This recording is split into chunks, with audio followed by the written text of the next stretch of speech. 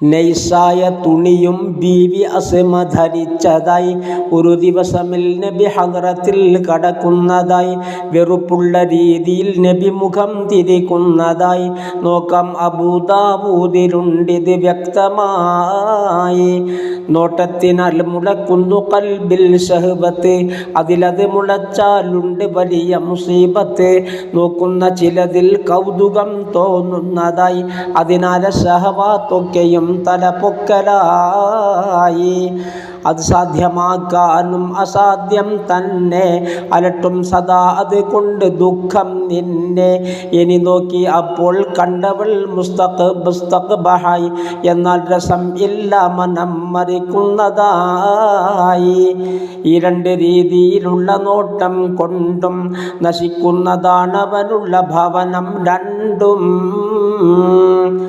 യഹ്യായിലുണ്ടിത് നോക്കിയാൽ കാണുന്നതാ, 102 പേജ് 3 വന്നതാ. അവൾക്കുള്ള ശബ്ദം കേൾക്കലും തെറ്റുള്ളതാ, ചെവിക്കുള്ള സിനയെന്നും ഹദീസിൽ വന്നതാ. അതുകൊണ്ട് ബാങ്കും സുന്നത്തിൽ അവൾക്കെന്താ, ശറഇന്റെ നിയമം വ്യക്തമായതു തന്നെ. അതുമാത്രമല്ല ബാങ്കൊരാൾ വിളിക്കുന്ന ഹാലാത്തിൽ അവനെ നോക്കലും ഖദ് സുന്ന. 219 വ്യക്തമാ. ഇആനത്തെന്ന കിതാബിലൊന്നാം ഭാഗമാ. സുഹൃത്തുക്കളെ, ബാങ്ക് എന്തിനാണെന്നോർക്കണേ, നിസ്കാരത്തിന് ക്ഷണിക്കലാണെന്നറിയണേ. ഇതുതന്നെ പെണ്ണിന് നിയമമില്ല എങ്കിൽ പിന്നെങ്ങിനാണ് കഥാപ്രസംഗം ചെയ്യൽ.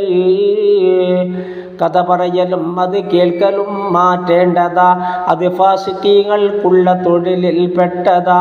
അതിനായി പണം ചെലവാക്കലും അന്യായമാ, കാഠിന്യമാണ് ഹിസാബതിൽ അത് വ്യക്തമാ.